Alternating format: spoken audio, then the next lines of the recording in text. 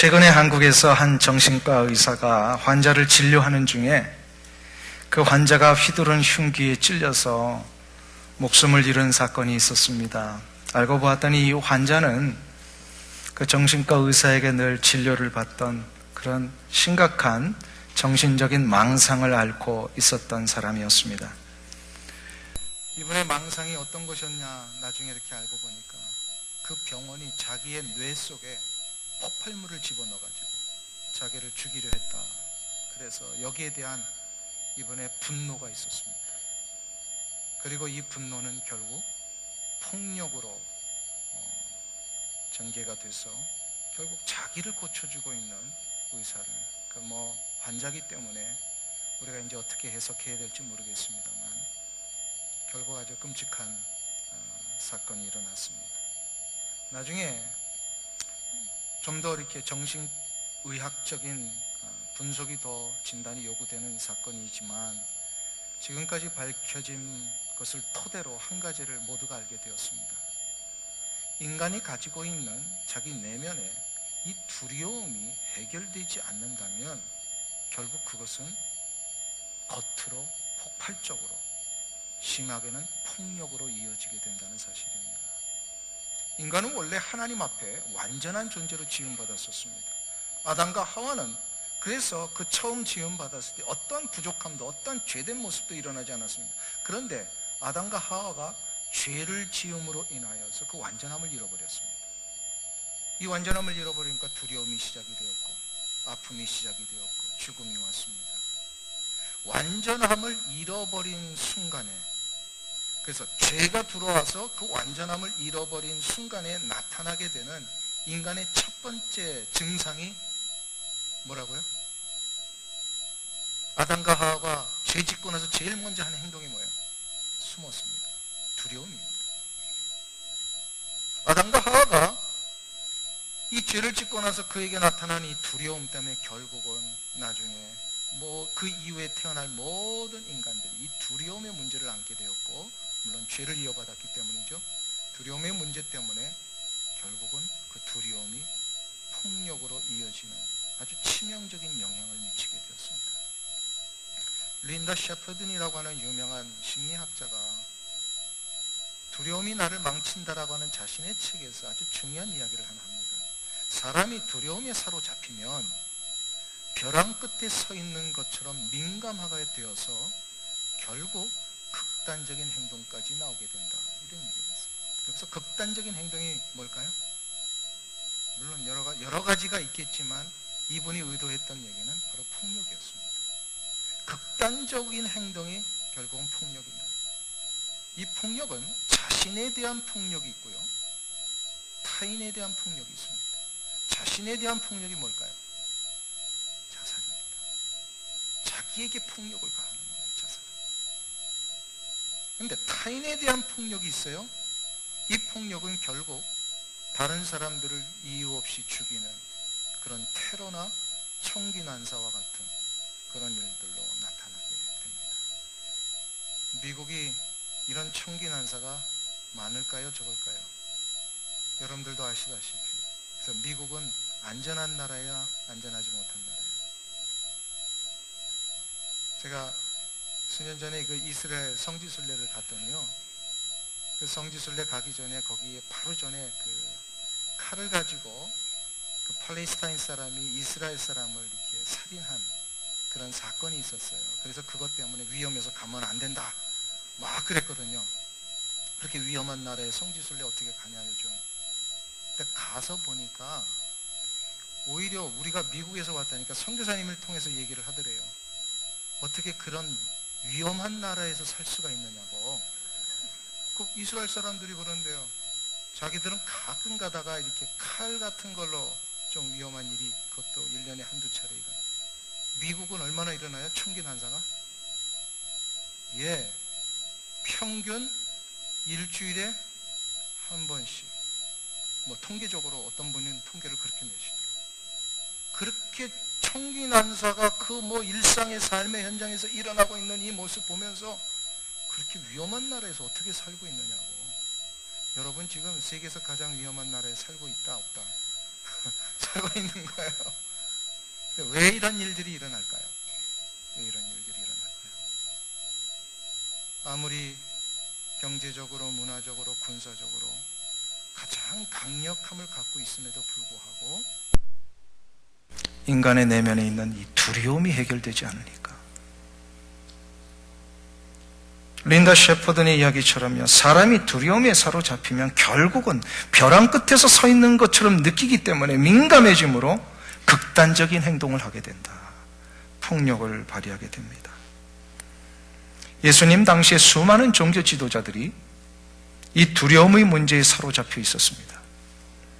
저들은 오늘 본문에 의하면 예수님 한 분을 앞에 놓고 수많은 사람들을 동원해가지고 예수님에게 문매를 가했던 그런 아주 엄청난 일이 일어났어요.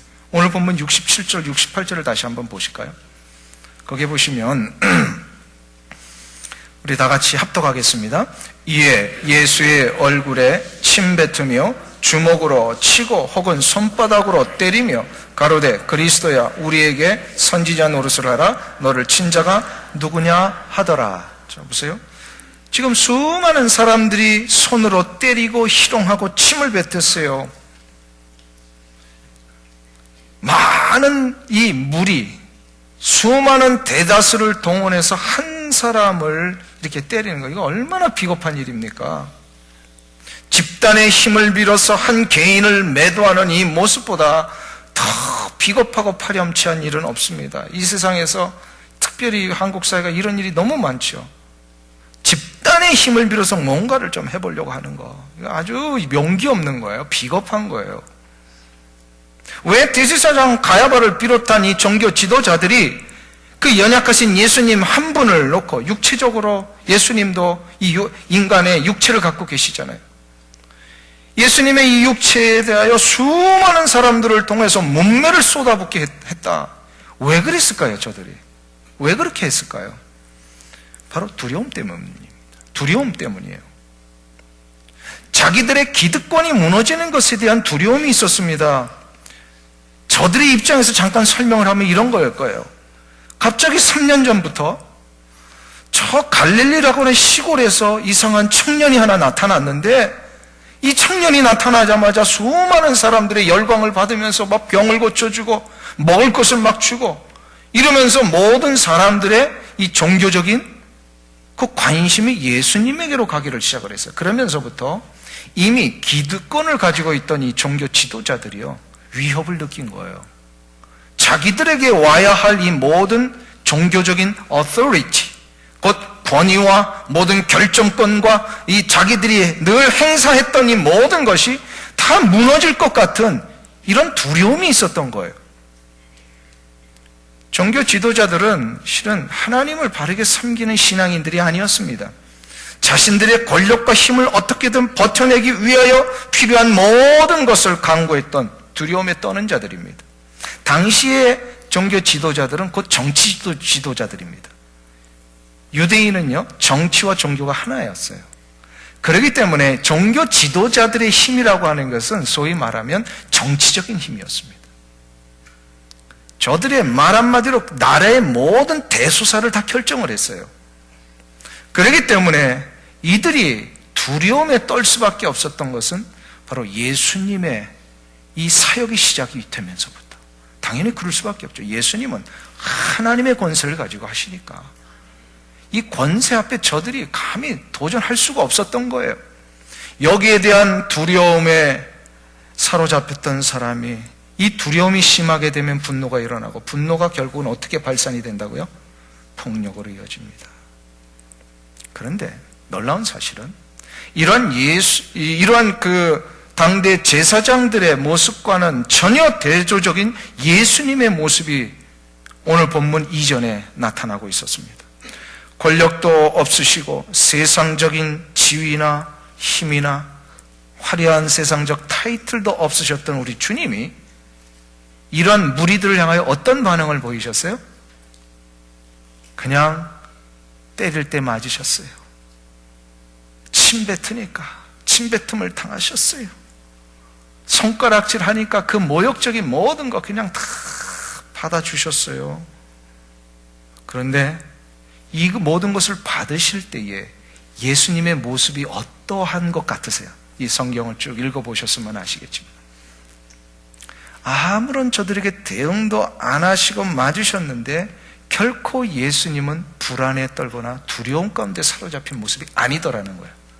당당하게 대답하셨죠. 예수님의 개인에 대하여 막 공격을 할 때는 침묵하셨어요. 대응 안 하셨어요. 그러나 예수님이 누구신지를 물어보실 때는 담대하게 얘기를 하셨어요. 너가 진정 하나님의 아들이냐? 물어보셨을 때 맞다. 내가 대답한 그대로 내가 하나님의 아들이다. 이건 무슨 얘기예요? 전혀 흔들림 없으셨다는 거예요. 담대하게 불안이나 두려움 가운데 사로잡힌 모습이 아니셨습니다. 전 무리들과는 너무나도 대조적이셨어요. 때리는 자들은 점점 더 불안해졌습니다. 더 두려워졌어요. 맞으시는 예수님은 점점 더 평안과 평강의 온전함을 유지하셨어요. 누가 이긴 거예요? 때리는 사람은 점점 불안해하는데 맞는 예수님은 더 평안해하셨어요. 누가 이긴 거예요? 한 번도 안 때려보셔서 모르시죠? 옛말에 때린 자는 두 다리를 못 펴도 맞은 자는 두 다리를 피고 잔다라는 얘기가 있어요. 폭력을 쓴 자는 두려움과 불안을 해결할 수 없다는 얘기입니다. 이 싸움에서 저 무리들과 종교 지도자들은 예수님의 상대가 될 수 없었어요. 예수님은 누구세요? 만왕의 왕이시며 만유의 주이시고 하나님의 아들이세요. 하나님의 권세와 권능을 능히 하실 수 있는 분이시잖아요.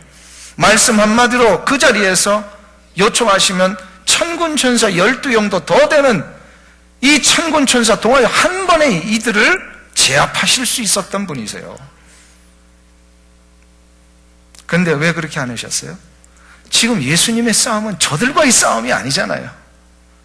저들은 뭐예요? 한마디로 예수님의 싸움에 그냥 막 예를 들어서 전쟁터에서 이 장군이 막 적군을 향하여 달려가는데 이 적군에 있는 그 길가에 있는 어린아이들이 돌팔매질한다.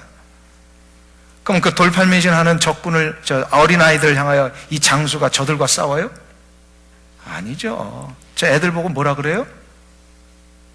애들은 가라. 지금 싸움에 애들하고 싸울 일이 아니잖아요. 지금 싸워야 되는 적군이에요. 근데 예수님의 적은 누구세요? 지금 종교 지도자들이나 이런 어떤 서기관들이나 이런 사람들이 아니에요. 지금 싸워야 할 대상은 전 인류의 그 모든 악한 권세를 쥐고서 사망의 역사를 막 이루었던 이 사단 마귀와의 싸움이세요. 그러니까 예수님이 지금 맞으시면서도 그 얘기를 돌팔매질하는 저 수많은 사람들에게 이 얘기를 하시는 거예요. 속으로 내가 지금 너희들을 상대할 지금 시간이 아니다. 내가 상대해야 될 자는 온 인류의 죄, 사망의 권세, 이 모든 것을 주한 사단 마귀와의 싸움이다. 그러니 누구는 가라? 애들은 가라. 지금 그 마음이실 것 같아요. 예수님이. 애들은 가라는 거예요. 지금 예수님은 오직 예수님의 관심은 죽음의 권세를 이기시고 십자가를 인류 최고의 승리의 깃발로 바꾸실 그 역사만을 생각하고 계셨어요. 물론 예수님이 완전한 하나님의 아들이시기 때문에 두려움과 불안을 받으실 수는 없지만, 그러나 인간의 몸으로 오셨기 때문에 고통을 안 받으셨다거나 이 수모에 대한 괴로움이 없으셨다, 그런 얘기는 아닙니다. 다 있으셨어요. 그럼에도 불구하고 예수님은 십자가 지시고자 하는 이 사명 때문에 전혀 불안해하거나 두려워하지 않으셨다라는 것입니다. 왜일까요? 왜 예수님이 십자가의 고통과 이 수많은 일들에 대한, 세상에서 일어나는 일들에 대한 두려움이 없으셨을까요? 왜일까요? 아까 두려움은 뭐 때문에 시작이 됐다고 그랬어요? 아담과 하와가 죄를 지음으로 인하여 나타나는 죄의 첫 번째 증상이 두려움이라고 그랬어요. 그러면 예수님이 두려움이 없으시다라는 것은 뭐가 없으시다는 거예요? 죄가 없으시기 때문이에요. 죄가. 이것이 우리 이 세상을 살아가는 성도들이 예수님을 믿고 따르는 모든 인생들이 두려움의 문제를 해결하는 열쇠입니다. 두려움의 문제를 해결하는 열쇠가 뭐라고요? 뭘 해결하면 돼요? 죄의 문제를 해결하면 되는 거예요. 그래서 이 세상 사는 동안에 우리 모든 성도들이 특별히 2019년 돌아가는 새로운 땅을 향하여 나아가는 이 시점에 아마 크고 작은 많은 두려움들이 있으실 거예요. 여러분들 무슨 두려움을 지금 안고 계세요? 다들 아닌 척 하시지만 속에는 다 나름대로의 걱정과 두려움과 뭐 이런 것들이 있으실 거예요. 은퇴를 하기 전에는 앞으로 내가 은퇴 이후에 노후를 어떻게 할 것인가? 은퇴를 하신 분들은 은퇴 이전에 가졌던 그런 이 화려함과 경력과 이런 것들을 어떻게 계속해서 유지할 것인가? 자녀를 두신 분들은 자녀의 인생을 어떻게 인도할 것인가? 점점 시간이 지나면서 몸이 아프신 분들은 올해는 이 아픈 육체의 문제를 어떻게 해결할 것인가? 그렇게 오랫동안 이민생활을 하면서 여기까지 달려왔는데 내가 지금까지 쌓아놓는다고 했는데도 불구하고 남은 게 아무것도 없다. 그럼 앞으로 남은 인생에 대한 이런 어떤 이 물질과 재정에 대한 두려움들이 분명히 있으실 거예요. 그럴 때마다 이 문제를 해결하는 방법이 있더라는 거예요. 가장 중요한 방법이 아까 뭐라 그랬어요? 이거는 죄 때문에 나오는 우리의 죄된 본성의 첫 번째 증상이 두려움이니까 이 죄의 문제를 먼저 해결하는데 이것을 해결하기 위해서는 두 방법을 사용을 해야 합니다. 첫 번째로 죄를 해결해야 되는데 아까 말씀드렸죠? 아담과 하와가 죄를 지음으로 인한 증상이 두려움이라면 두려움의 문제를 해결하면 되는데 이거 두려움의 문제를 해결하는 것은 두 단계를 걸쳐서 해야 합니다. 한꺼번에 되지 않아요. 두 단계. 첫 번째 단계는 뭐냐? 죄가 얼마나 더러운 것인지를 알아야 합니다. 한번 따라 하실까요? 죄가 얼마나 더러운지 알아야 한다. 죄가 얼마나 더러운지를 알아요. 죄는 우리의 영혼을 더럽히는 세균과 같은 것입니다. 오래전에 한국 여자 중학교에서 있었던 일입니다. 그 학교는 여자 학생들에게나 일어날 법한 고민거리가 하나 생겨났습니다. 여러분들 아시죠? 요즘 중학생들이 다 화장하고 다니는 거. 한국에 가면요, 중학생들이 다 화장을 하고 다녀요. 아마 그 시점이었던 것 같아요. 언제부터인가 이 여학생들이 화장을 하는데 그 립스틱을 바르기를 시작을 했답니다. 근데 문제는 저는 잘 모릅니다만 이 립스틱 바르고 이렇게 얼굴 고치려면 다 화장실에서 하잖아요. 그래서 화장실이에요. 이 여학생들이 화장실에서 이제 이렇게 화장을 하고 이제 얼마나 예뻐요 그때. 그래서 화장을 하고 립스틱을 바르고 그러고 이제 나오는데 이상한 버릇들이 하나 시작이 됐어요. 립스틱을 바르고 화장실 거울에다가 자기 립스틱 자국을 찍는 거예요. 그러니까 입술 자국들이 막 생겨나기를 시작을 했잖아요. 근데 이게 오후쯤 되면 거울 전체에 그냥 다 입술 자국을 가득 차는 거예요. 아이들이 다 그러고 나온다는 거예요. 그러니 이게 립스틱 자국 지우는 거 쉬워요? 어려워요? 어렵답니다. 저는 모르지만 그게 쉬운 일이 아니래요. 거울에 이렇게 찍혀 있는 건. 그래가지고 청소하시는 분이 이게 너무나도 힘이 들고 또 이게 너무 이렇게 막 이상해지니까 교장 선생님이 특단의 조치를 내렸답니다. 안 되겠다. 이 문제 고치고 나가야지. 큰일 나겠다. 그래서 하루는 여학생들을 다 화장실로 불렀습니다. 부르고 그 청소하시는 관리하시는 분에게 부탁을 해서 오시게 했어요. 그래서 아이들 앞에서 화장실의 거울을 어떻게 닦는지를 보여주게 했습니다. 그러자 이 관리하시는 분이요, 고무장갑을 딱 낀 다음에 그 커다란 스펀지를 들어서 이거를 변기통에 물에 담가가지고 이 스펀지를 물로 거울을 닦는 모습을 막 보여주기를 시작을 했어요. 아이들이 경악을 한 거야. 그 광경을 보고서. 자기들이 그 거울에 립스틱 자국 그렇게 찍는데 거기에 변기통 세균이 묻어 있다는 걸 알고서, 물론 평소에 그렇게 한 게 아니고요, 아이들한테 경각심을 줘 그날 그렇게 작전을 짠 거예요. 교장 선생님 오늘만 그렇게 해달라고. 그날 이후에 학교 거울이 깨끗해졌답니다. 죄가 꼭 이와 같은 거예요. 사람들이 왜 죄를 짓는가? 이 죄가 얼마나 더럽고 추한 것인지를 모르기 때문에 그렇습니다.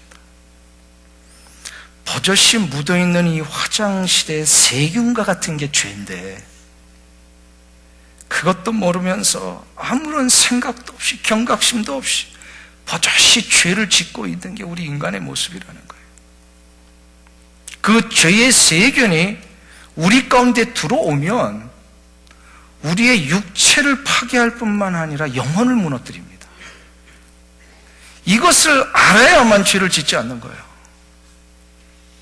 보이지 않는다고 그게 심각한 문제가 아니라고 생각하면 이거 오해예요. 죄는 보이지 않습니다. 그러나 이 죄가 얼마나 심각한 것이냐. 그래서 이 죄가 얼마나 더러운 것인지를 먼저 볼 줄 알아야 돼요.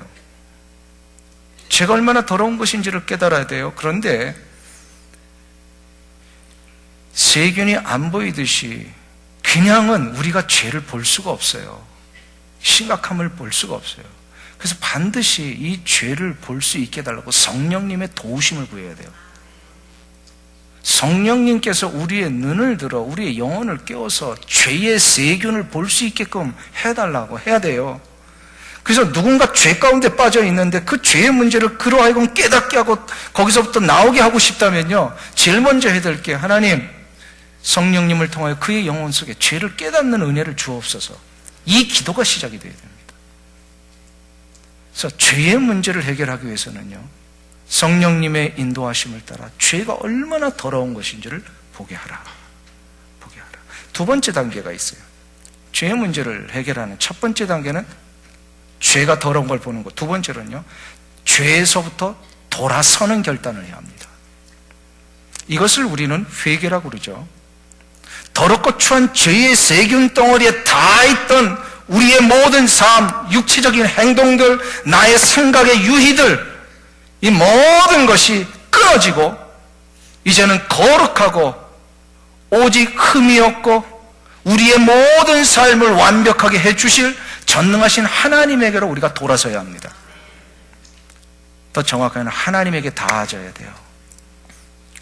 그래서 죄를 끊어내고 하나님에게로 돌아서는 것을 우리는 회개라고 그러고, 이거를 예수 믿지 않는 자들이 하는 것을 우리는 born again, 거듭남이라고 얘기를 합니다. 거듭남을 할 때는 이 죄로부터의 자기의 과거의 모든 삶을 끊어내고 우리 하나님에게로 돌아서야 돼요. 예수 그리스도에게로 돌아서야 돼요. 이거를 born again, 이거를 거듭남이다라고 해요. 그런데 한번 보세요. 이렇게 거듭난 이후에 죄를 지을까요, 안 지을까요? 예수 믿은 다음에도 죄를 지어요. 왜 그러냐면 죄된 본성이 남아있기 때문에 그래요.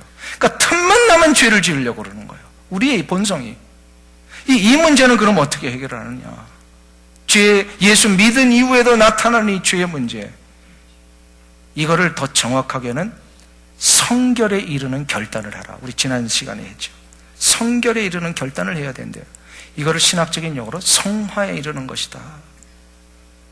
우리를 기대하시고 우리를 요청하시는 거룩하신 우리 주 예수 그리스도의 분량에 이르기를 위하여서 우리가 계속해서 노력을 했는데, 이건 역시도 아까 본어게인 할 때도 자기의 힘으로 될 수 없고 예수 그리스도께서 인도하셔서 성령의 감화 감동으로 이루어지듯이 우리가 성화를 이루는 모든 단계도 성령의 강력한 인도하심이 있어야 돼요.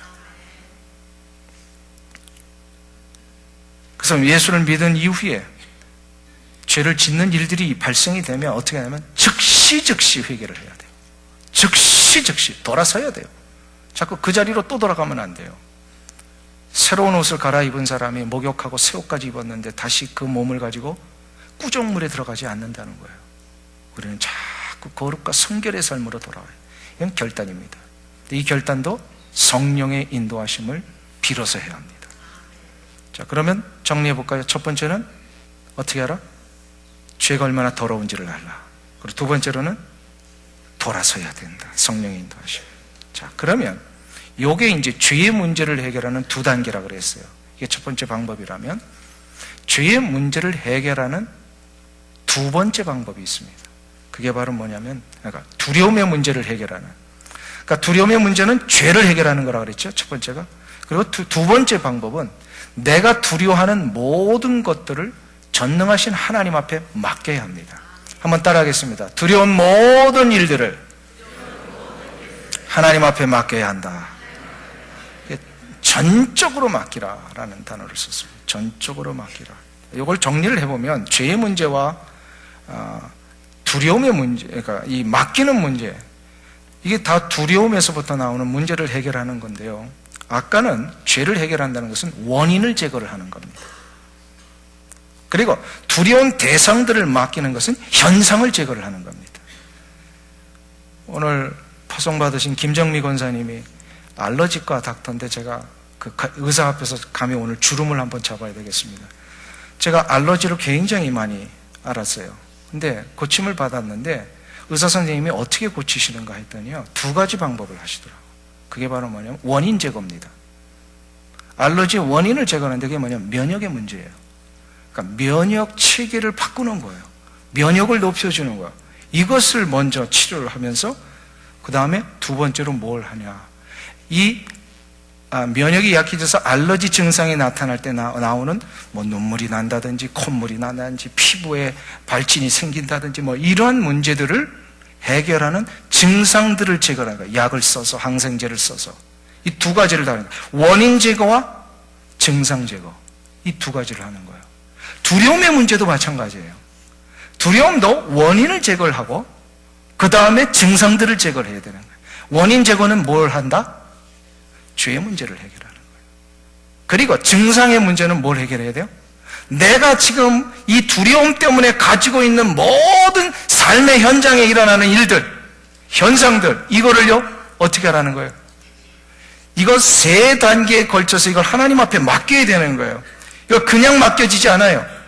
차례차례 이 세 단계를 통하여 맡겨야 되는데 그 첫 번째 단계가 뭐냐면 내가 이 문제를 맡길 그 하나님을 믿어야 된다는 거예요. 알러지 문제를 해결받기 위해서는요, 나를 고쳐주실 의사 선생님을 믿듯이 나의 이 두려움의 문제가 일어날 때마다 이 문제를 맡아주실 하나님을 믿어야 되는 거예요.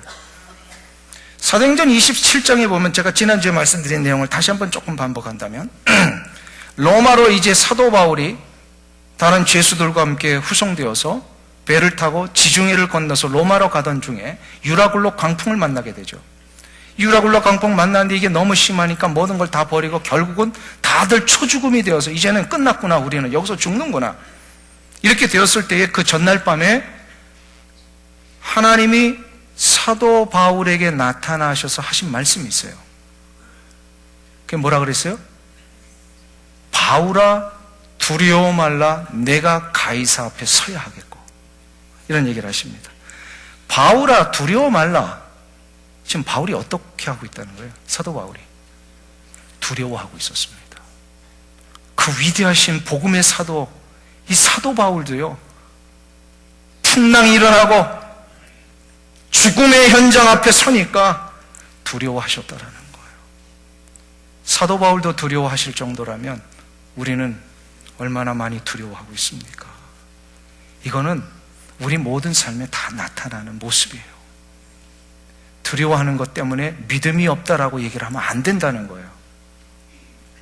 다 두려울 수 있어요. 근데 이 두려워하는 바울을 향하여서요, 하나님이 뭐라고 얘기를 하셨냐면 내가 가이사 앞에 서야 하겠고, 무슨 얘기예요? 너가 가이사 앞에 서서 복음 전해야 된다. 이 일 아직 남아있다. 이 사명 아직 남아있다. 그러니까 뭐 하시겠다는 거예요? 너 살려주겠다는 거예요. 사명이 있는 자는 어떻게 한다고요? 하나님 데려가지 않으십니다. 그러니까 사명이 남아있는 자는 아직 있어요. 그 사도 바울이 이 이야기를 듣고요, 결국 죽음에 대한 두려움, 앞날에 대한 두려움이 있었던 이 사도 바울이 거기에서 결단합니다. 너가 복음 전할 이 일이 아직 남아있기, 너 죽지 않아. 두려워하지 말어. 내가 너를 살려줄 거야.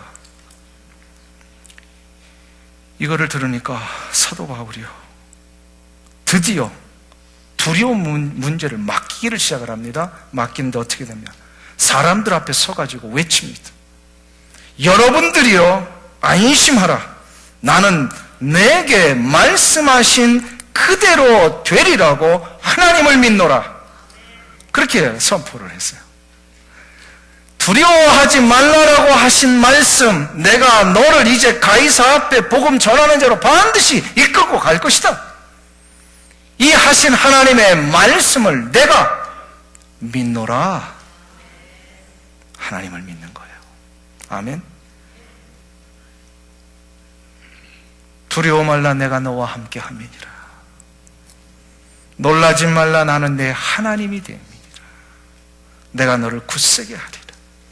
내가 너를 나의 의로운 오른손으로 너를 붙들리라. 이거를 믿으십니까?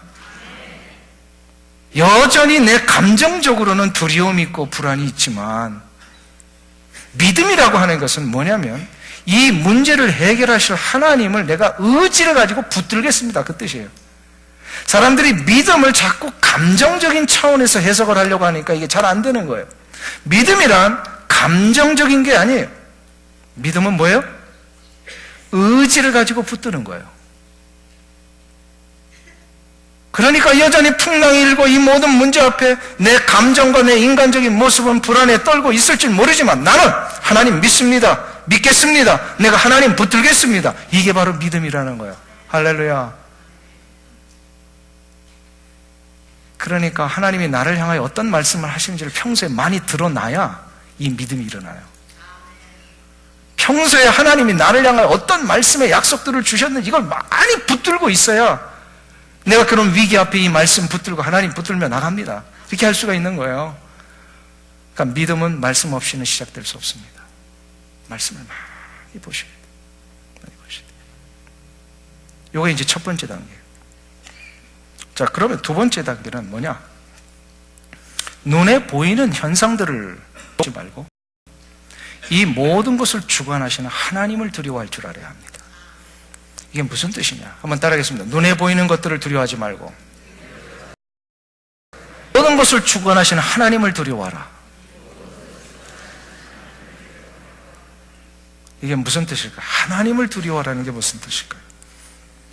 이런 겁니다. 지난주 금요일날 새벽기도 본문이었어요. 우리 심현성 목사님이 아주 정확하게 이 본문을 해석을 잘 해주셨어요. 마가복음 4장에 보면 제자들이 예수님과 함께 갈릴리 바닷가를 지나는 중에 배를 타고 건너갈 때에 큰 폭풍이 일어났습니다. 풍랑이 일어났어요. 근데 예수님은 저 고물에서 주무시고 이 제자들은 이 폭풍 때문에 막 물 퍼내고 막 이 키 잡고 막 그랬을 것 같아요. 그래서 이 폭풍 앞에 이 배가 막 흔들리니까 도저히 자기들의 힘으로 감당할 수 없으니까 어떻게 돼요? 이 막 폭풍 앞에 두려워 떨면서 예수님을 깨워서 예수님, 우리 좀 살려주세요. 우리 전혀 신경 안 쓰시는 것 같아요. 막 이러면서 제자들이 예수님을 깨웠습니다. 이때 예수님이 말씀 한마디로 폭풍을 잠재워 주셨어요. 잠잠하라. 이 상황 앞에 제자들이 더 놀랐습니다. 폭풍 앞에 놀랐던 제자들이요, 예수님의 이 폭풍을 잠재우시는 모습으로 더 놀랐던 거예요.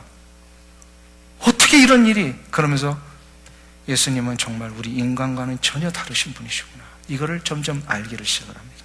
이때 제자들이 폭풍을 보면서 놀랐다 했을 때 이건 놀라움의 그 헬라어 원어와 예수님을 보고 놀랐다 했을 때 헬라어 원어가 전혀 다른 용법으로 쓰여졌어요.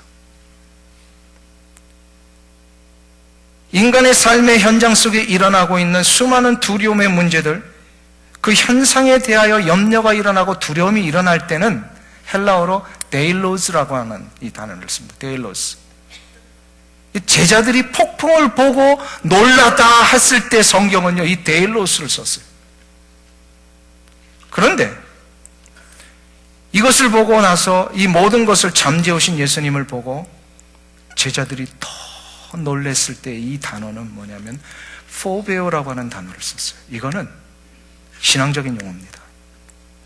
우리를 다스리시고 우리를 주관하시는 하나님에 대한 경외심이 우리 가운데 발동이 될 때에 하나님의 존재한 앞에 두려움이 시작이 되는 거, 놀라움이 시작이 되는 거, 이게 바로 포베오예요. 우리의 삶의 현장에 일어나는 수많은 두려움의 이 대상들, 현상들을 해결하실 수 있는 분은 전능하신 하나님이십니다. 그러니까 이 전능하신 하나님을 진짜 만나 그 하나님에 대한 경외로움과 그 높고 높으신 거룩하신 하나님 앞에 나 같은 연약한 자가 섰을 때 갖는 이 놀라움과 두려움, 이것을 실제로 가지면 어떻게 된다는 거예요? 내 삶에 일어나는 모든 현장의 두려움은 다 사라집니다. 하나님을 두려워하면 다른 것들은 두렵지 않습니다. 한번 따라하겠습니다. 하나님을 두려워하면 다른 것들은 아무것도 아니다. 아멘. 믿습니까? 제자들이 예수님에 대한 두려움과 경외감을 갖는 순간부터 폭풍의 문제는 이미 해결받은 것입니다. 이게 두 번째 단계. 마지막 세 번째 단계가 있어요. 그것은 바로 자신의 그 모든 두려움의 대상들, 두려움의 현상들을 실질적으로 우리 주 예수 그리스도에게로 가져가는 겁니다. 이걸 바로 뭐라고 하냐면 기도라고 얘기를 합니다. 기도예요. 그래서 기도는 우리의 모든 두려움의 문제를 맡기는 마지막 절차입니다. 한번 따라하겠습니다. 기도는 우리의 문제를 맡기는 마지막 절차이다. 이 기도로 우리의 문제를 맡기는 것이 마무리된다는 거예요. 역대하 14장에 보면 솔로몬의 증손자인 아사라는 이 왕이 이제 나라를 다스리게 됩니다. 이 아사는 젊은 시절에 왕이 되었는데 그가 아주 젊을 때부터 가졌던 마음의 자세는 하나님을 두려워하는 거예요. 젊은 시절에는 물불 가리지 않고 뭐 두려운 사람이 없잖아요. 근데 이 아사는 젊은 시절에 왕이 되고서 하나님을 두려워했어요. 아까 얘기했죠? 하나님을 두려워하면 뭐가 두렵지 않아요? 다른 것들이 두렵지 않아요. 그래서 수많은 이스라엘 백성들이 우상단지 만들어 놓고 우상 앞에 절하고 산당을 지어 놓고 하나님 원치 않는 그 일들을 대다수가 해요. 이것을 만약에 없애려면 얼마나 저항이 심하겠어요. 백성들의 눈치를 살펴야 되는 이 왕, 네, 아랑곳하지 않고요, 하나님 두려워하면서 다 때려 부십니다. 다 때려 부시고 하나님이 기뻐하실 만한 정책들을 펴나기를 시작을 해요. 그렇게 사는 아사에게도 사도 바울이 두려움이 있었듯이요, 왕에게도 두려움이 일어납니다. 정책을 펴나가다 보면은. 근데 왕에게 있어서 나라를 다스릴 때 가장 두려움이 뭘까요? 나라를 위협하는 일들이 일어나는 거예요. 적군이 쳐들어오는 거예요. 당시에 에티오피아는요, 굉장한 강대국이었습니다. 성경에는 구스라고 되어 있는데 이 에티오피아 왕국이요, 100만 대군을 이끌고 300대의 철병거를 가지고 이 유다 땅을 침공을 합니다. 남쪽에서부터. 한번 생각해 보세요. 100만 대군에 300개의 병거다. 이거는 탱크 300개 몰고 오는 거하고 똑같은 거예요. 지금 앞에 병거가 하고 뒤에 100만 명이 막 몰려오고요. 쉬운 일이 아닙니다. 왕으로서 두려움에 떨 수밖에 없었습니다. 이때에 이 문제를 해결하는 아사의 방법이 뭐였어요? 기도입니다. 기도. 이때 했던 기도가요, 역대하 14장 11절에 나와요. 우리 한번 그걸 찾아보겠습니다. 다 찾으세요. 여러분에게 오늘 주시는 하나님의 말씀으로 받으시면 좋겠어요. 역대하 14장 673페이지.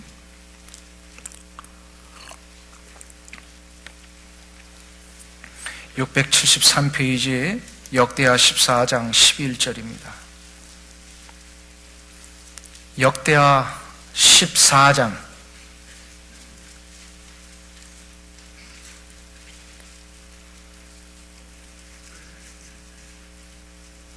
천천히 찾으세요. 제가 다 기다려 드릴게요.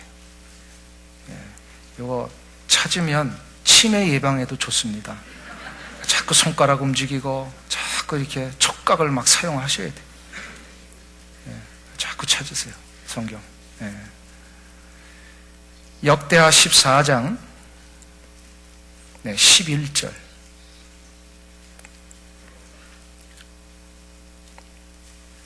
우리 다 같이 합독하겠습니다.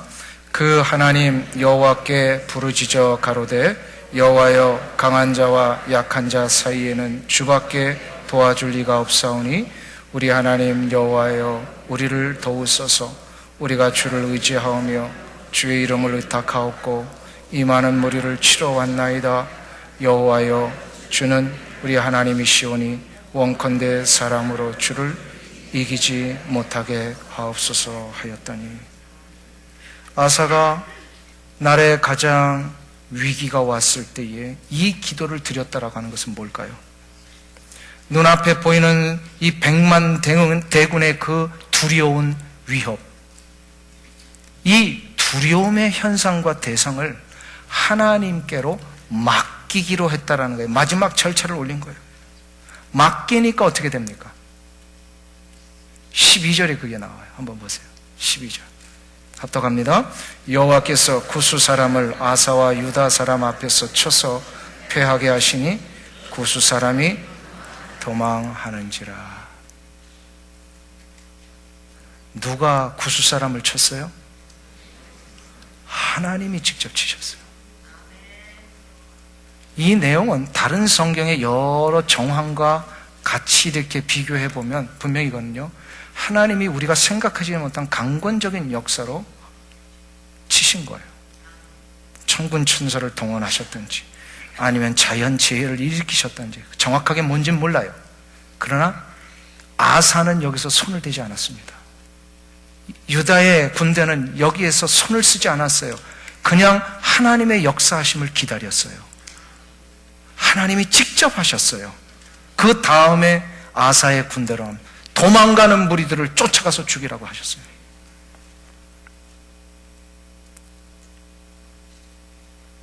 우리 인생에 나타나는 두려움의 문제를 해결하는 길은 이 세상에 가장 경외롭고 두려우신 하나님 앞에 그 문제를 기도로 맡기는 것입니다. 아까 말씀드렸죠. 기도는 우리의 문제를 맡기는 마지막 절차입니다. 어떤 목사님이 기도를 이렇게 비유하셨더라고요. 기도란 우리의 영혼에 IV 주사를 맞는 것과 같다. IV 주사를 맞으려면 어떻게 하죠? 내 팔을 완전히 맡겨야 됩니다. 가만히 있어야 돼요. 자기 잘났다고 막 팔 막 들고 막 이러면 어떻게 돼요? IV 백에 있는 그 약물보다 내 팔이 올라가면 어떻게 돼요? 피가 나와요.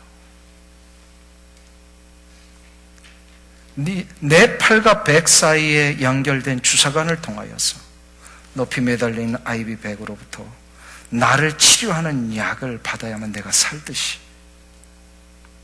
나의 모든 두려움과 절망과 아픔의 문제를 해결하는 생명의 물줄기가 하나님으로부터 나에게 내려오셔야 내가 이 모든 문제를 해결할 수 있습니다. 하나님이 내려주시려고 하는 생명의 그 물이 나에게로 연결될 수 있는 관이 만들어지는 것, 이게 바로 기도입니다. 우리는 2019년도를 두렵고 떨림으로 시작했습니다. 앞으로 1년 동안 우리의 삶에 어떤 일이 펼쳐질지 아무도 모릅니다. 수많은 두려운 일들이 분명히 일어날 수 있습니다. 그러나 한 가지 분명한 것은 그게 뭔지는 모르고 어떤 일 때문에 우리가 어려움 당할지는 모르지만 그 문제를 해결할 수 있는 방법은 하나 알고 있습니다. 바로 나의 삶의 모든 문제들을 하나님 앞에 내려놓는 것입니다. 하나님 앞에 마지막으로 내려놓는 절차가 뭐라고요? 기도입니다. 그러니까 두려움의 문제가 있으실 때에 여전히 내 안에는 감정적으로 두려움이 있지만 기도하며 하나님 앞에 토스하세요. 맡기세요. 21일 연속 체인 기도가 바로 그 우리의 문제들을 맡기는 하나님의 생명수를 이어받는 연결하는 관을 만드는 기도입니다. 새벽마다 여러분들이 울부짖는 이 기도가 여러분의 삶의 문제들을 해결하시는 하나님의 놀라운 손길을 경험하는 귀한 영적인 관이 될 줄로 믿습니다. 다니엘 기도, 예배를 위한 중보기도, 어머니 기도회, 여호수아 전도대, 이 모든 우리 교회 안팎에 이루어지고 있는 수많은 기도들 가운데 여러분들 한번 동참해 보세요. 그 기도 속에 올려드리는 여러분의 인생의 문제들을 하나님 받으셔서 두려운 대상들을 분명히 해결하실 생명의 역사를 내려주실 것입니다. 우리 한번 따라하겠습니다. 여호와는 나의 빛이요 나의 구원이시니 내가 누구를 두려워하리요. 여호와는 내 생명이시니 내가 누구를 두려워하리요. 이 모든 문제를 전능하신 하나님 앞에 내려놓고 올 한 해도 늘 기쁨과 평강 가운데 승리하시기를 주님의 이름으로 축원합니다. 기도하겠습니다. 하나님 아버지, 나의 죄된 본성 때문에 여전히 하나님을 섬긴다 하면서도 이 두려움 가운데 빠질 때가 있었습니다. 오 주여, 혹시나 알게 모르게 내가 지은 죄된 일들이 있었다면 주여 용서해 주시옵소서. 죄에서부터 빨리 헤어나와 결단하며 거룩과 성결의 삶으로 살게 하여 주시옵소서. 하나님, 이제 나의 삶에 일어나는 모든 문제들을, 이 두려움의 일들을 하나님 앞에 맡깁니다. 이 문제를 맡아 해결해 주실 분은 하나님이신 줄로 믿습니다. 하나님만이 해결하실 수 있는 줄로 믿습니다. 하나님을 두려워하며 하나님이 모든 것을 해결해 주실 것을 믿고 나의 이 모든 문제를 해결해 주실 생명의 관을 기도로 연결합니다. 주여 도와주시옵소서. 그리하여 우리 교회에 속하여 있는 모든 성도님들 한 분 한 분 올 한 해 두려움의 절망의 문제를 이기고 나를 회복시키시고 새롭게 하시는 하나님의 역사를 경험하며 살아가는 복된 은혜가 있게 하여 주시옵소서. 예수님의 이름으로 기도하옵나이다. 아멘.